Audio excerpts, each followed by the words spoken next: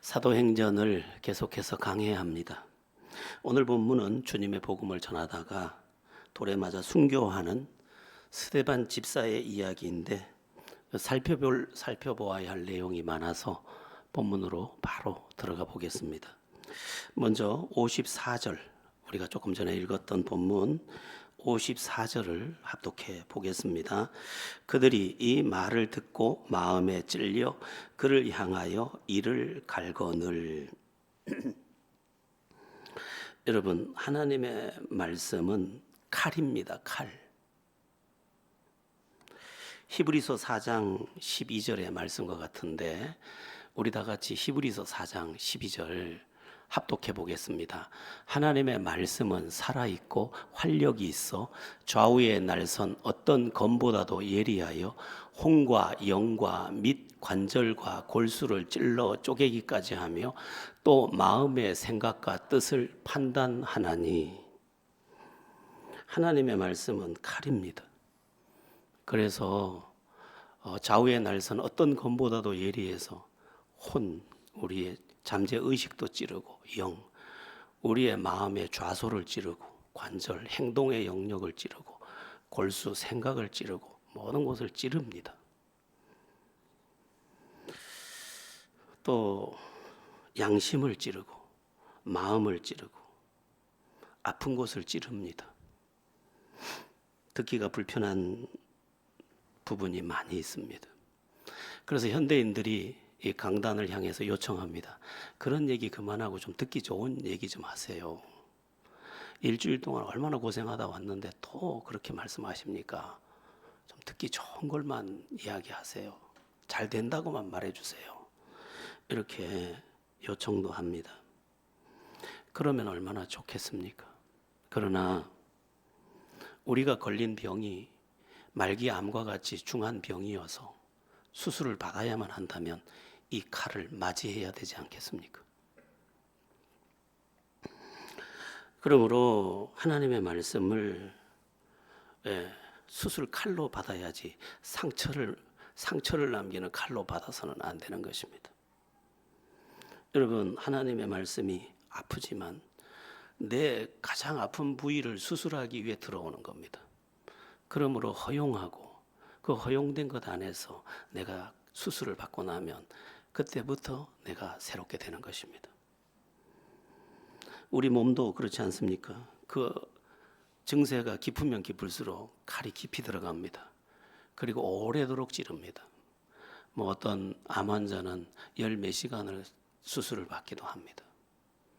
그런데 그것이 잘려지고 그 다음에 항암을 받고 나면 서서히 죽을 몸이 살 몸으로 바뀌어지고 나는 두 번째 사는 인생이다 이렇게 말하는 인생도 되듯이 우리가 하나님의 말씀을 제대로 받아서 제대로 삼키고 적용하고 나면 내 인생이 두 번째 인생으로 다시 태어나게 되는 것입니다.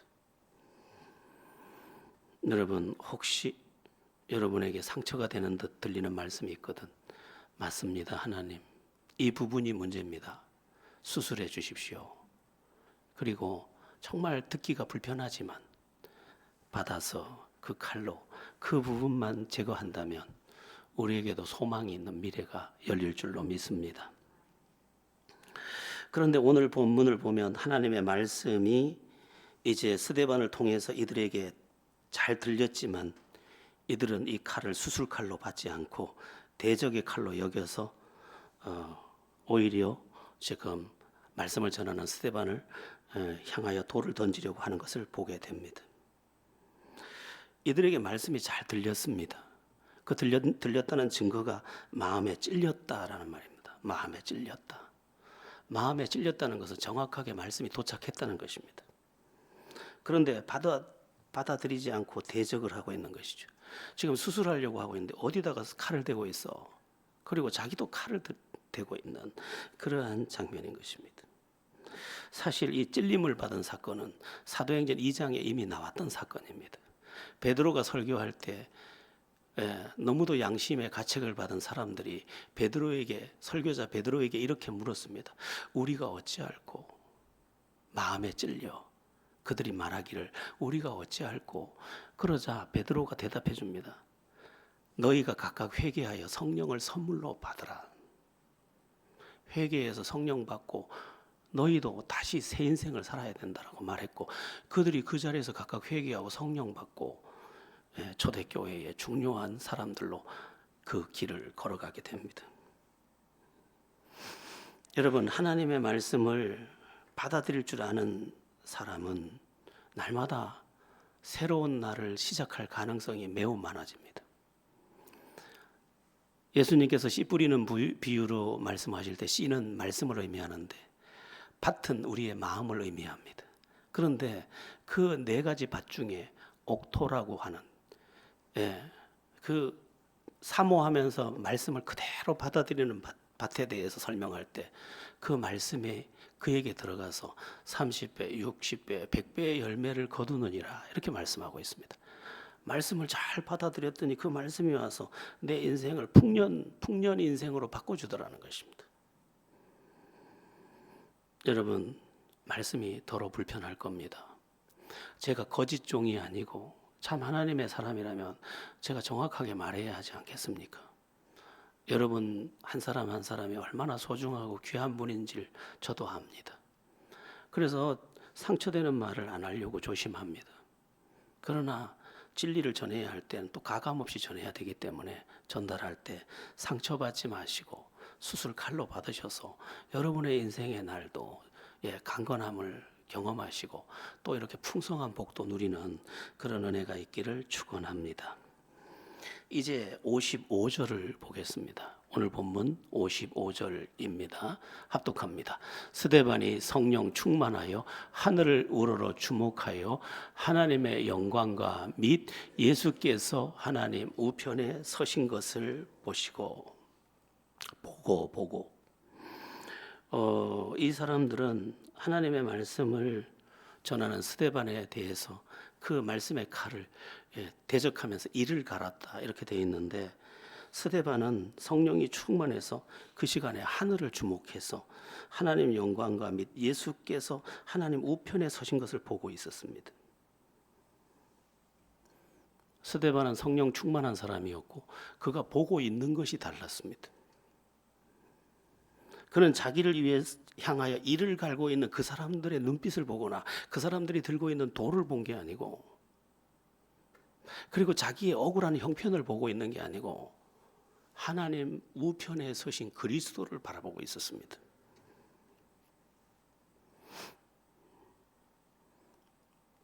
여러분, 우리가 세상에 너무 예민할 필요 없습니다. 사람들의 판단에도 너무 예민할 필요 없습니다. 그러면 집니다. 사람들의 판단은 오늘 아침과 내일이 다르기 때문에, 그리고 환경을 봐도 집니다. 언제나 만만하지 않은 환경이 내 앞에 펼쳐지기 때문에, 나 자신을 봐도 집니다. 세상을 보면 잘난 사람이 저렇게 많은데 나는 여전히 부족하기 때문입니다. 그런데 주님을 바라보는 사람, 지금 스데반은 지금 자기를 향해서 돌을 들고 이를 갈고 있는 그 사람들을 보는 게 아니고, 자기의 억울한 형편을 보는 게 아니고, 자기의 구세주, 자기의 전 생애를 바꿔준 그 구주께 자기의 눈을 향하고 얼굴을 향하여 그를 주목하고 있는 장면입니다. 여러분, 주님을 바라보면 삽니다. 그분이 구세주시기 때문입니다. 그래서 요한복음 3장에 보면 모세가 장대에 노뱀을 달아놓고 그것을 쳐다본 자마다 산 것처럼 예수 그리스도를 쳐다보는 자마다 살 것이라고 말씀하고 있습니다. 예수를 쳐다보면서 삽니다. 왜냐하면 그분이 건져주시고, 그분이 세임 주시고, 그분이 위로 주시고, 그분이 희망 주시고, 그분이 새 길을 주시고, 그분이 위로하시기 때문입니다. 그런데 자꾸만 우리는 앞에 닥친 이것을 보느라고 주님을 못 보느라고 결국은 그 일에 파묻히게 되는 것입니다. 제가 신학교에 들어가서 제일 처음 배운 헬라어 시간에 너무도 놀라운 단어 하나를 만났습니다. 안드로포스라는 단어인데 그 단어를 공부하면서 굉장히 강력한 도전을 받았습니다. 안드로포스라는 말은 사람이라는 뜻입니다. 사람. 헬라어로 사람이 뭐냐? 안드로포스. 그럼 안드로포스라는 뜻이 뭐냐? 쳐다보는 자예요. 쳐다보는 자. 그 공부를 하다가 인간이 언제 인간됨을 살 수 있느냐? 언제 인간이 제자리를 찾을 수 있느냐? 인간이 언제 인생의 해답을 찾을 수 있느냐? 쳐다볼 때 누구를? 나의 구세주 되신 예수 그리스도를 쳐다볼 때, 나의 창조자 되시는 그 하나님을 쳐다볼 때로구나. 여러분, 억울한 거 자꾸 보지 마십시오. 주님을 쳐다보셔야 삽니다. 거기에 답이 있습니다. 그러니까 주님을 자꾸 쳐다보니까 거기서 내려온 위로, 거기서 가르쳐주는 처방, 이 모든 것이 복이 되는 것입니다. 저는 주일날 혼자 나와서 새벽에 이렇게 혼자 기도하는 시간에 많은 것을 참 이렇게 공급받습니다. 오늘은 참 오랫동안 좀 앉아 있었는데 주님을 바라보는 그 시간에 주님은 어떻게 그렇게 머리부터 발끝까지 매만져 주시는지 저는 이렇게만 말하면 됐었습니다. 아멘, 아멘. 그렇게 될 줄로 믿습니다. 아멘. 이렇게 사랑해 주셔서 감사합니다. 아멘, 아멘. 쳐다보는 순간에, 쳐다보는 그 자리에 한문으로는 사람 인자를 써서 이렇게 서로 사람을 기대해 놓았습니다. 사람이 누구냐? 사람과 사람이 기대어 있는 존재가 사람이라고 보았습니다. 근데 여러분, 이 세상에서 제일 힘든 대상이 누굽니까? 사람입니다. 제일 좋은 대상도 사람, 제일 힘든 대상도 사람입니다. 사람 때문에 살만 나고 사람 때문에 죽을 것 같은 겁니다. 그러니까 이렇게 기대고 있다 보면 오늘은 살 것 같고 내일은 죽을 것 같고 오늘은 사랑한다고 하고 내일은 미워 죽겠고 인생의 이 롤러코스터를 감당을 못합니다. 그런데 주님을 바라보니까 내 곁에 사람들도 사랑할 수 있고 주님을 바라보니까 진리 안에 살 수 있게 되고 주님을 바라보니까 죄를 버릴 수 있고 주님을 바라보니까 새 힘도 오고 그러니까 사라지는 것입니다. 사라지는 것이. 특별히 주님은 길이요 진리요 생명이기 때문에 그를 바라보는 자 안에 길도 주시고 진리 해답도 주시고 생명 조회 행복한 인생과 영원한 생명을 같이 주시는 것입니다. 우리 모두는 다른 건 너무 사람 보느라고 너무 나를 어떻게 여기느냐고 보느라고 너무 인생 허비하지 마시고 주님을 바라보십시오. 주님을 바라보시면 주님 안에서 능히 승리할 수 있을 줄로 믿습니다. 세 번째로 살필 것은 57절인데 우리 57절 말씀을 합독해 보겠습니다. 그들이 큰 소리를 지르며 귀를 막고 일제히 그에게 달려들어.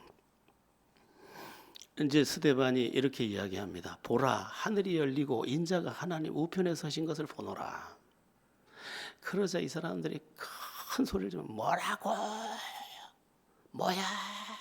무슨 소리인지 몰라. 그 대신 귀를 탁 막고 양심의 가책이 들어오는 그 소리에 대해서 귀를 딱 막고 일제히 달려들었다 이렇게 되어 있습니다. 큰 소리를 지르며 귀를 막았다 이 부분을 주목하십시오. 이러면 망합니다. 반대가 되면 삽니다. 입을 닫고 귀를 열면 삽니다. 경청이라 그러죠. 경청. 말하는 것보다 듣는 것을 많이 하는 그리고 마음을 기울여서 들을 줄 아는 그 속에 은은한 처방과 또한 기이한 해답들이 오게 되어 있습니다. 제가 목사라서 말을 많이 해야 되는 것 자체가 조금 부담될 때가 있습니다. 가르치려니까 자꾸 말을 해야 되고 전해야 되니까 말을 해야 되는데 나도 어디선가 그냥 끝없이 듣고만 싶다라고 생각할 때도 있습니다. 이번에 부울경 교직자 그 수련회 때 계속 들을 수 있으니까 영혼이 배불러지는 느낌이었습니다. 듣다 보면 내가 이렇게 실수하고 있었구나. 듣다 보면 내가 이렇게 교만했구나. 듣다 보면 나도 할 수 있겠구나. 듣다 보면 이렇게 해봐야겠구나. 처방도 나오고. 여러분 귀를 막지 마시고 입을 막으십시오. 그러면 삽니다. 이 부분에 대한 잠언의 처방이 있습니다.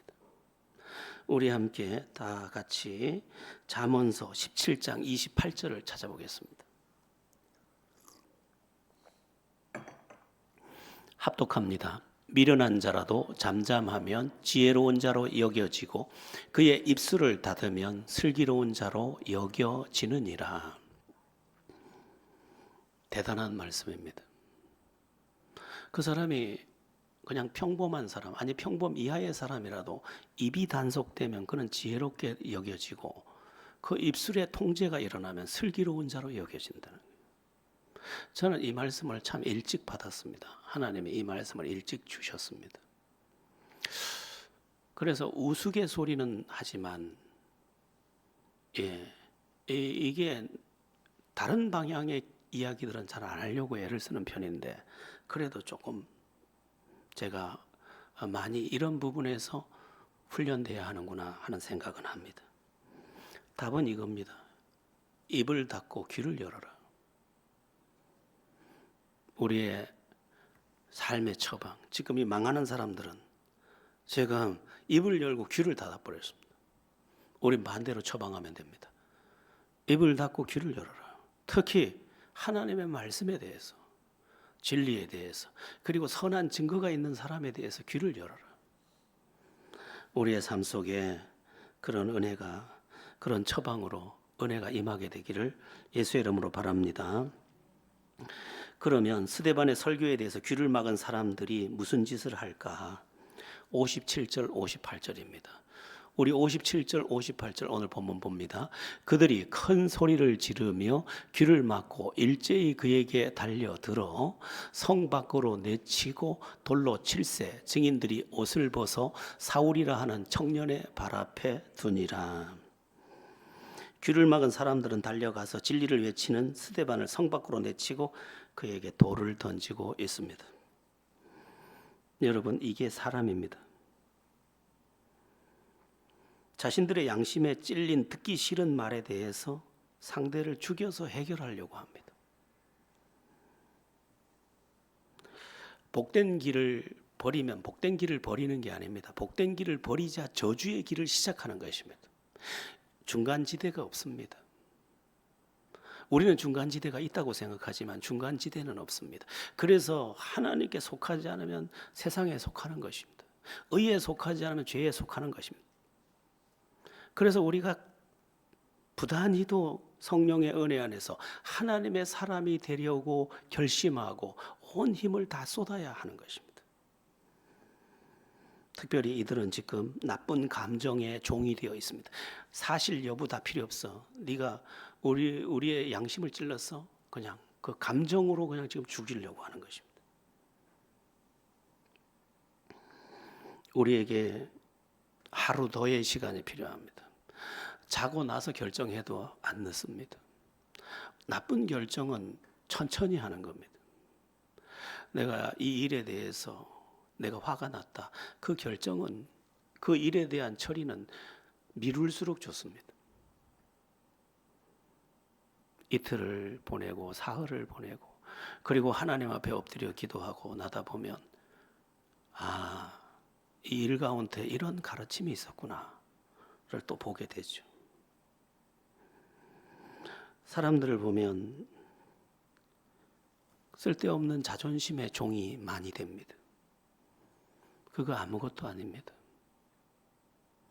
우리는 엄마 같은 바보가 돼야 합니다. 아이가 밥그릇을 금방 싹 뒤집어 놔도 화가 난 엄마지만 다시 성낸 얼굴이 아니고 그러면 안 돼 하고 예쁜 밥상을 다시 차려서 왜 맛이 없어서 그래? 떠먹이는 바보 같은 엄마. 그러면 삽니다. 우리 모두 반대로 살지 아니하고 곧게, 들을 것을 듣고 바르게. 사람들은 핑계가 많습니다.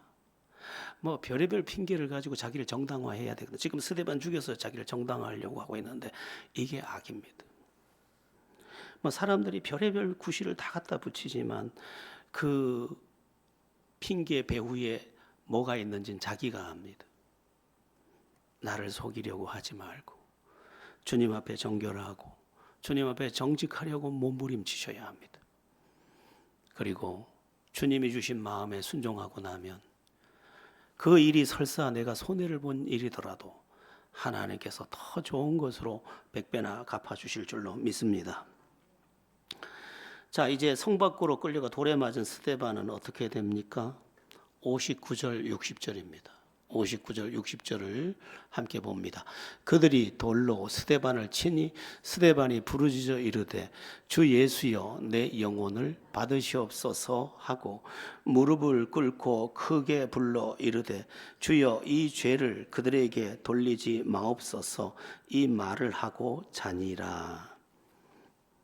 스데반은 부르짖어 두 가지 기도를 합니다. 주 예수여 내 영혼을 받으시옵소서.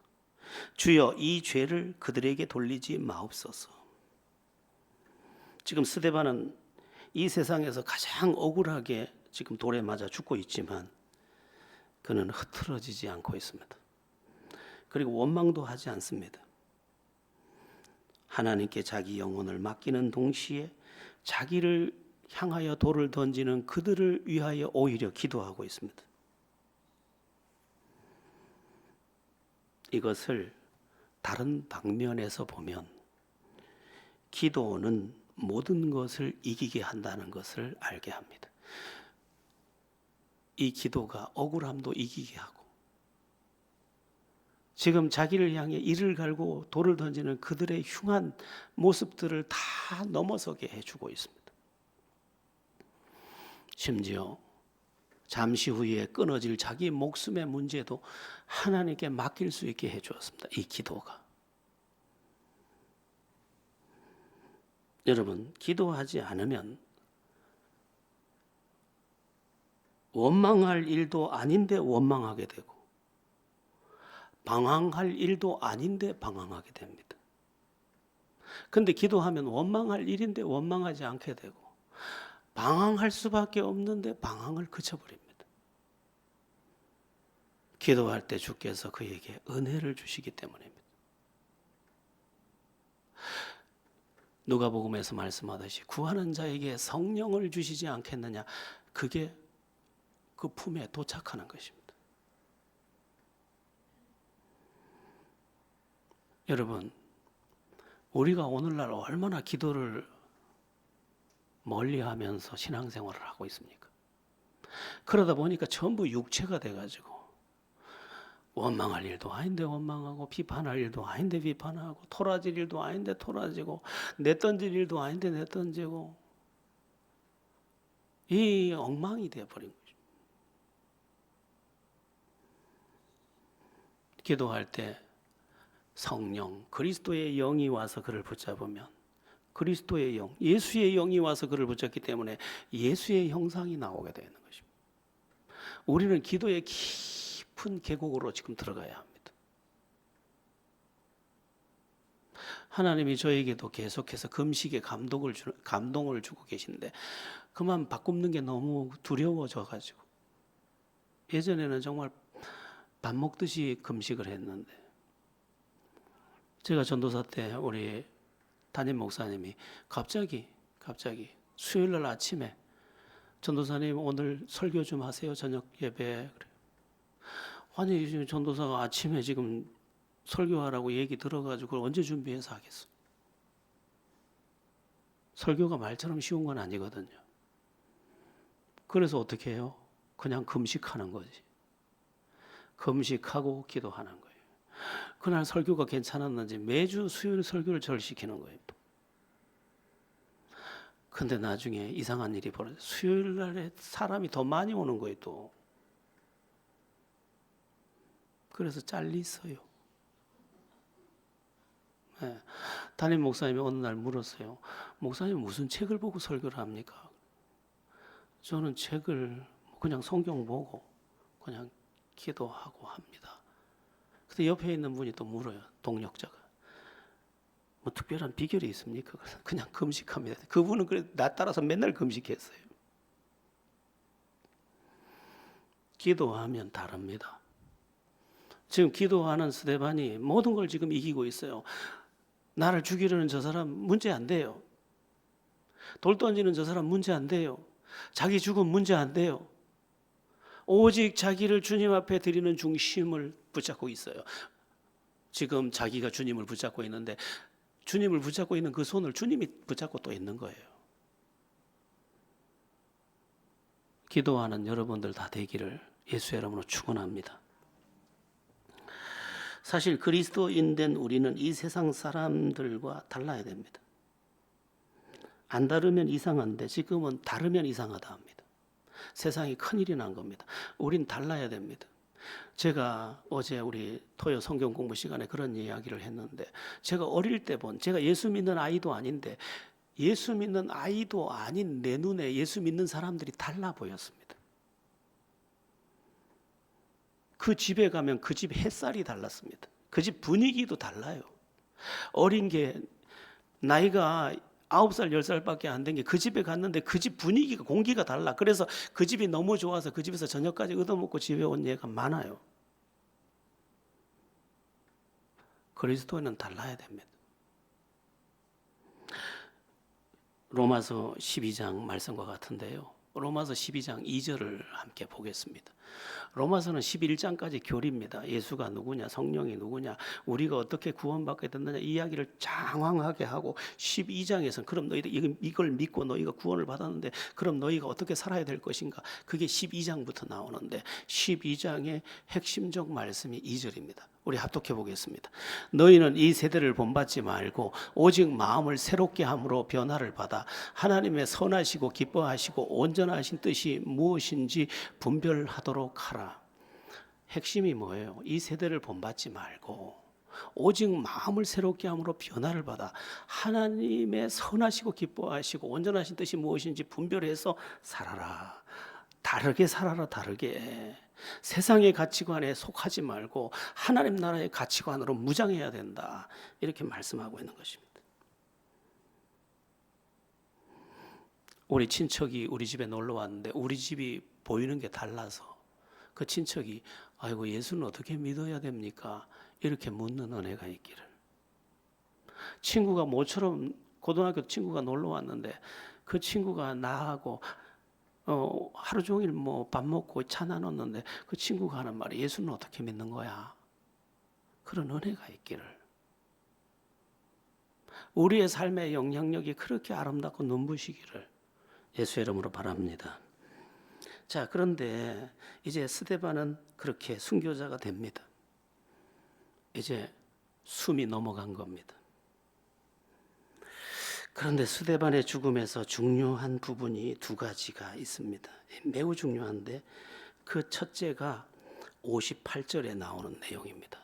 우리가 아까 봤습니다만은 58절을 거슬러 올라가서 다시 한번 보겠습니다. 시작. 성 밖으로 내치고 돌로 칠세 증인들이 옷을 벗어 사울이라 하는 청년의 발 앞에 두니라. 여기에 한 청년이 등장합니다.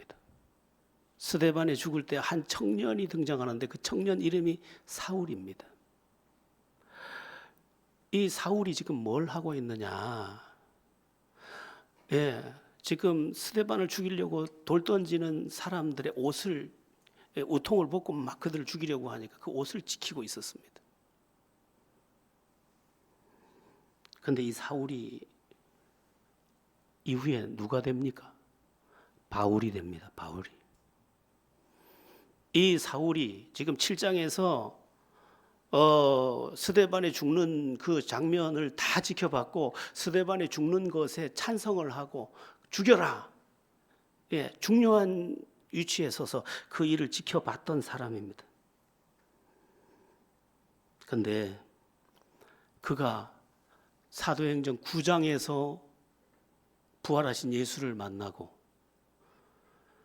그 9장에서 만난 예수를 전하기 위해 온 생애를 예수께 걸고 자기도 나중에 로마에서 순교하게 됩니다.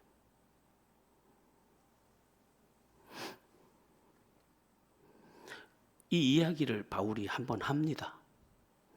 22장에서 사도행전 22장에서 스데반의 순교 현장에 자기가 있었던 이야기를 하는데 우리 사도행전 22장 20절을 한번 보겠습니다. 합독합니다. 또 주의 증인 스데반이 피를 흘릴 때에 내가 곁에 서서 찬송하고 그 죽이는 사람들의 옷을 지킨 줄 그들도 아나이다.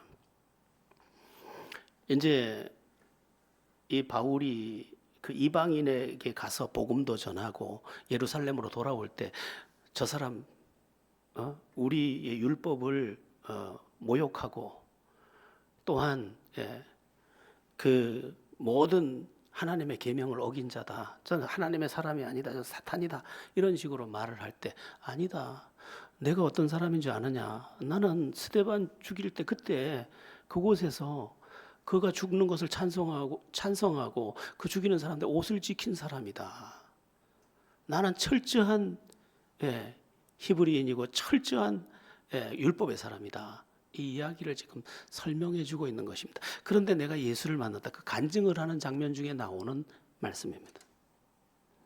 자, 거슬러 올라가서 스데반은 순교할 때 사울이라는 청년의 미래를 보지 못하고 있었습니다. 그냥 자기가 순교해야 되니까 자기의 목숨을 고스란히 주님 앞에 드렸습니다.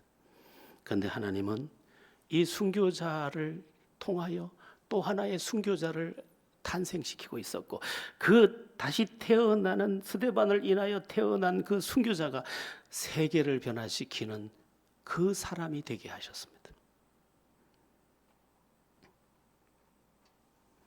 여러분, 하나님 앞에 허무한 게 없습니다. 그 죽음이 끝인 줄 알지만 하나님의 일에는 끝이 없었습니다.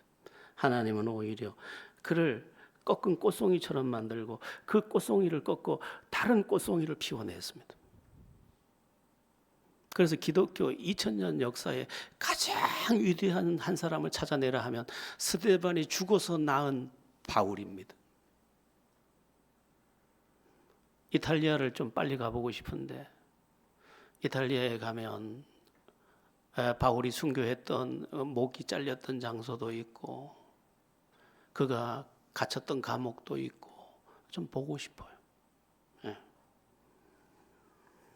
그런데 죽어가면서까지도 그는 복음의 나팔을 외쳤는데 그 씨가 누구냐? 스데반의 순교였다는 스데반의 순교. 여러분, 하나님께 드린 우리의 수고와 헌신이 다 날아갈까요? 아닙니다. 그대로 심겨집니다. 우리의 헌신도 좀 더 담대하고 또한 머뭇거림이 없는 그런 은혜가 있어야 할 줄로 믿습니다. 자, 스데반의 순교에서 또 한 가지 더해진 말씀, 이제 이게 마지막 말씀인데요. 60절을 한번 보겠습니다. 60절 합독합니다. 무릎을 꿇고 크게 불러 이르되 주여 이 죄를 그들에게 돌리지 마옵소서. 이 말을 하고 자니라. 제가 마지막으로 주목한 부분은 이 말을 하고 자니라. 이렇게. 이 말을 하고 죽으니라 이렇게 안 돼 있고 이 말을 하고 자니라 이렇게 돼 있습니다. 사람의 편에서 보면 돌에 맞아서 죽었지만 하나님 편에서는 죽은 게 아니고 잔다는 거예요. 자면 어떻게 됩니까? 잠든 거 깨우면 일어나면 되는 거예요. 이것은 스데반이 얻게 될 영광의 부활에 대한 말씀입니다. 스데반 죽은 것 같지? 안 죽었어. 내가 흔들어 깨우는 그날 그 시간에 부활의 몸으로 다시 깨어날 건데 그가 깨어나는 새 아침에 그 터는 모든 눈물이 다 씻겨진 것이고 모든 억울함이 떠난 것이고 처음 하늘이 없어졌고 바다도 없는, 풍랑도 없는 영원한 처소일 것이다 라고 말씀하고 있는 것입니다. 여러분, 그리스도인도 죽습니다. 저도 죽을 겁니다. 저는 죽음을 늘 뚫어져라 보고 있습니다. 그러나 나의 죽음과 저기 주님을 알지 못하는 누군가의 죽음은 결코 다를 것입니다. 그리고 그 죽음 너머에서의 생명은 완전히 다를 것입니다. 지금 스데반을 향하여 그 사실을 주님이 말씀하고 있습니다. 이 부분에 대한 약간의 설명이 고린도전서 15장에 나오는데, 고린도전서 15장 42절에서 44절을 부활의 생명에 대한 말씀을 한번 읽어보겠습니다. 죽은 자의 부활도 그와 같으니 썩을 것으로 심고 썩지 아니할 것으로 다시 살아나며, 욕된 것으로 심고 영광스러운 것으로 다시 살아나며, 약한 것으로 심고 강한 것으로 다시 살아나며, 육의 몸으로 심고 신령한 몸으로 다시 살아나나니 육의 몸이 있은즉 또 영의 몸도 있느니라. 예. 썩을 것, 우리 몸 썩을 몸입니다. 이거 갖다가 묻어 놓으면 썩습니다. 근데 우리가 다시 입을 몸은 썩지 않을 몸이에요. 여러분, 다리 아프고 허리 아프죠? 이제 주님 앞에 가면 고쳐지는 게 아니라 신령한 몸으로, 제한받지 않는 몸으로, 아프지 않는 몸으로, 그리고 땅에 이 장벽이 있어서 공간을 넘나들지 못하는 제한된 몸이 아닌 모든 곳을 생각만 하면 가 있는 그 몸으로 새롭게 옷 입을 것입니다.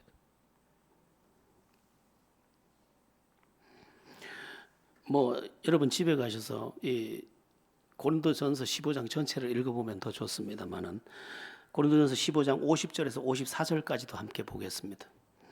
50절에서 54절입니다. 형제들아, 내가 이것을 말하노니 혈과 육은 하나님 나라를 이어받을 수 없고, 또한 썩는 것은 썩지 아니하는 것을 유업으로 받지 못하느니라. 보라, 내가 너희에게 비밀을 말하노니 우리가 다 잠잘 것이 아니요 마지막 나팔에 순식간에 홀연히 다 변화되리니, 나팔 소리가 나매 죽은 자들이 썩지 아니할 것으로 다시 살아나며 우리도 변화되리라. 이 썩을 것이 반드시 썩지 아니할 것을 입겠고, 이 죽을 것이 죽지 아니함을 입으리로다. 이 썩을 것이 썩지 아니함을 입고 이 죽을 것이 죽지 아니함을 입을 때에는 사망을 삼키고 이기리라고 기록된 말씀이 이루어지리라. 여러분, 예수 믿는 게 보통 얘기인지 압니까? 현재 문제 해결, 또 제가 가끔 얘기하죠. 과거 문제 해결. 과거의 상처도 예수 믿으면 다 해결됩니다. 오히려 그 과거의 상처가 오늘의 양약이 됩니다. 미래 문제 해결, 주님이 함께 하실 것입니다. 죽음 넘어 내세 문제 해결, 보통 얘기인 줄 압니까? 이 예수가 들어오고 나니 전 존재가 지금 잠잠할 수가 없는 것이죠. 사실 우리가 읽은 이 정도가 아닙니다. 요한계시록 7장, 요한계시록 14장, 요한계시록 20장, 요한계시록 21장, 요한계시록 22장, 그리고 데살로니가 전서, 다니엘서, 이 모든 곳에 가보면 우리가 만질 영광에 지금 우리가 1000분의 1도 못 만졌습니다. 오늘 우리는 스데반의 순교 이야기를 보았습니다. 어떻게 보면 한 젊은이가 억울하게 죽어서 이 세상을 끝나는 듯 보이지만, 그는 하나님께 가장 아름다운 자신의 삶을 바쳐드리고 있고, 그는 영원한 영광의 아침에 깨어날 것입니다.